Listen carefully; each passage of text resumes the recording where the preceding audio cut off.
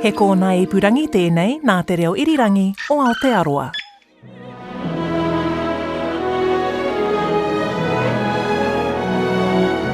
The thing about classical music is you really kind of have to experience it live.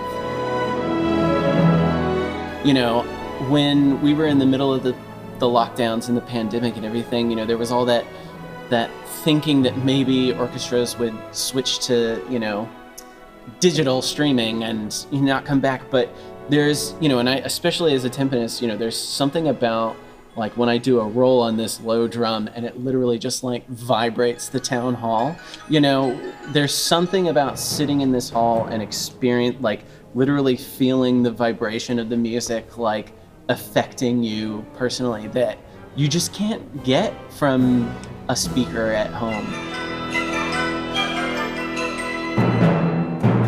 That's Stephen Logan, principal timpanist of the Auckland Philharmonia Orchestra, the APO. Now, Stephen's always passionate about timpani, but he's even more excited than usual because he has some new toys. Welcome to Voices. I'm Kadambari Raghukumar. So, of course, the first really nerdy problem is making sure that all 8 of those tension rods are perfectly in tune together so that it produces one pitch. If one rod is louder, you know, tighter or looser than the other, you get, instead of like a ba, you get like a ba. It like does this weird wobble thing. Hi, Stephen. Welcome to the podcast. I have to tell you that I have been a huge fan of yours in the podcast for years now. So if I just start giggling randomly throughout, it's just because I'm like beside myself. But it's fine. It's fine. Everything's fine. I'm fine. I'm fine. I'm cool. It's fine. Stephen's also an actor, by the way, but playing timpani for the APO is his mainstay. I got to see him at the German opera Die Tote Stadt this winter, and you'll hear some music from that opera in the background of this conversation. Because this is concert season and the orchestra's been playing at the town hall almost every week, I had to pop in when Stephen was in between rehearsals. Because it's a podcast and people can't see where we are right now. You and I are currently sitting on stage at the Auckland Town Hall, right behind the new set of timpani, which are about halfway up the stage. And there is some like epic mood lighting going on because in just a couple hours, we're performing with Troy Kingi for the Matariki special. Incredible. And I can tell you, not that I know a lot about timpani, but timpani have never looked better to me in this lighting. They're just gleaming away.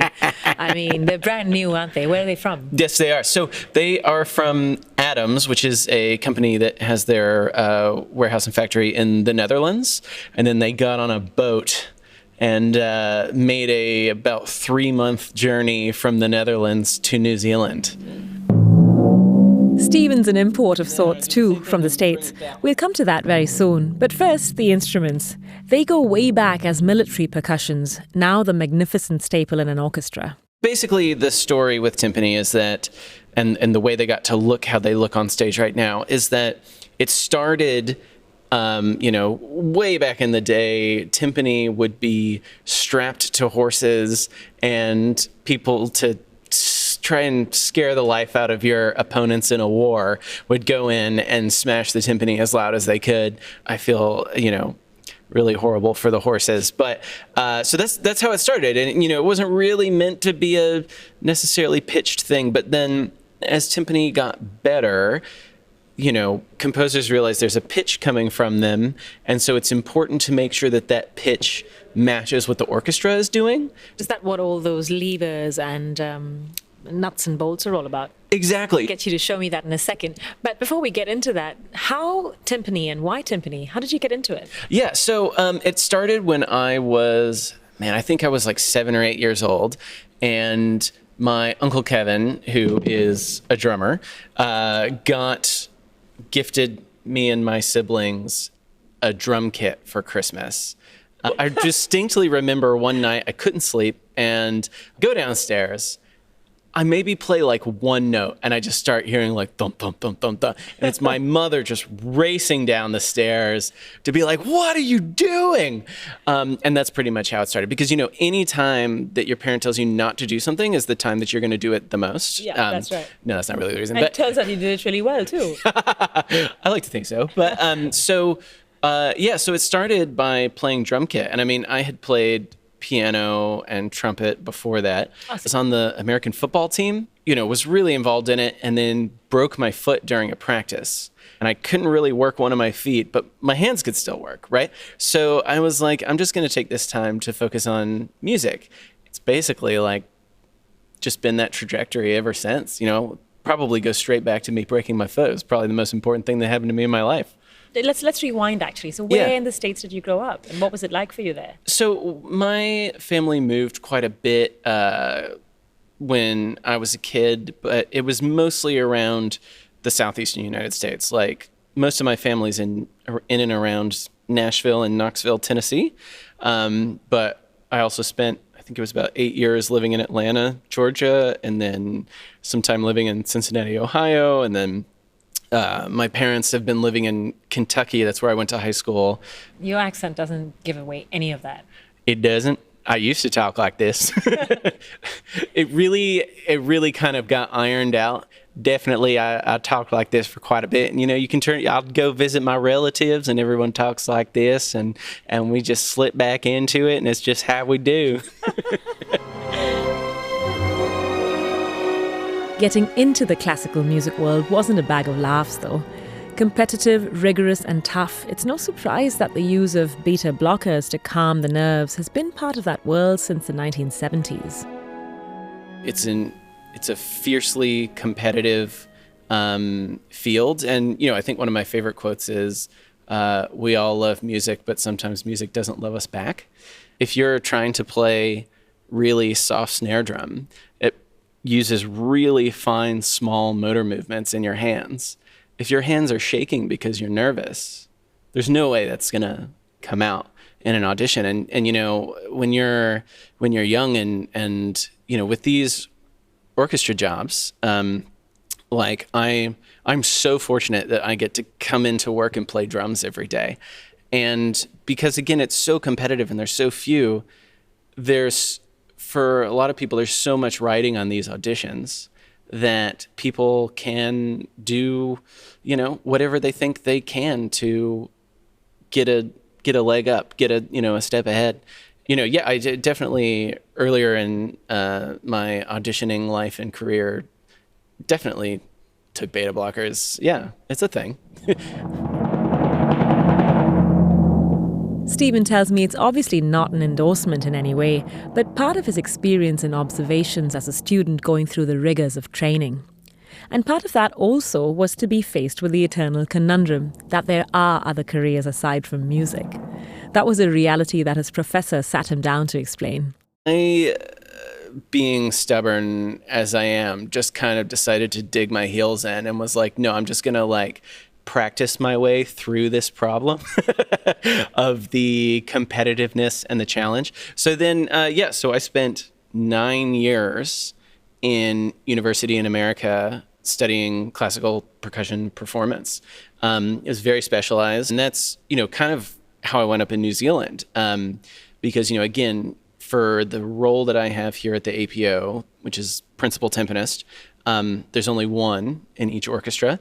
And when the APO needed a principal timpanist, I was halfway through doing a second master's degree in Houston at Rice University. And this audition came up, and here I am. That was mid-2016. Was it quite a bit of a shock to you when you arrived in New Zealand and played in a completely different setup? Although you'd been playing in orchestras in the States and been practicing and playing classical music for a long time, culturally, there must have been a difference in the way orchestras are set up and the way they operate. Totally. Did you find something like that when you arrived here? Yeah, absolutely. I mean, I think the culture is very different, but I think it's in a way that, at least for me, has been very positive. And definitely being in New Zealand, I remember people joking with me that, you're American, you're so loud and competitive. And, there was definitely a culture shock coming to New Zealand, and just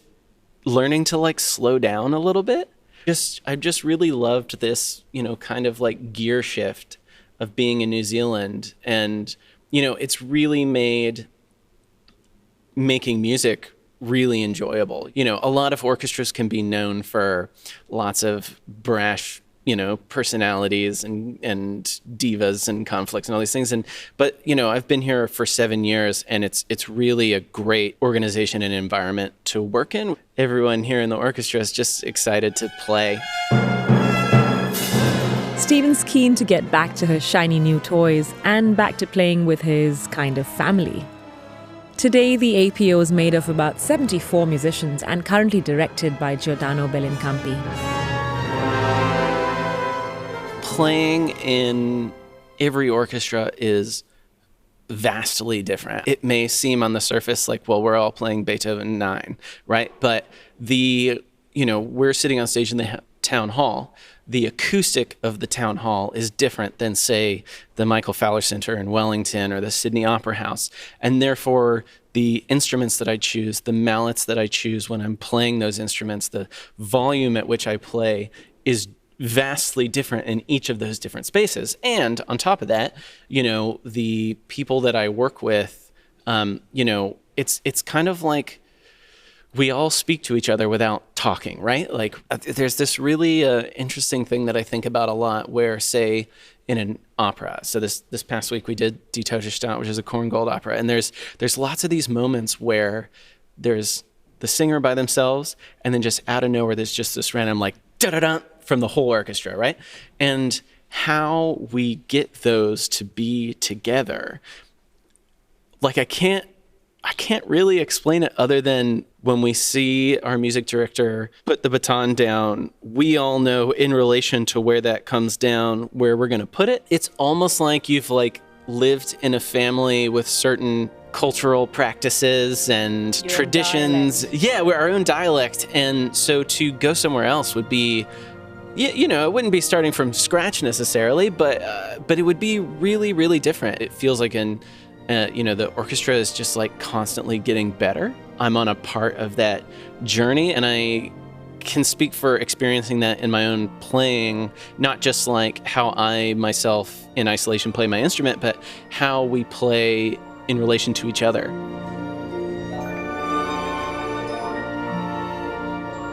That was Stephen Logan, principal timpanist of the Auckland Philharmonia Orchestra.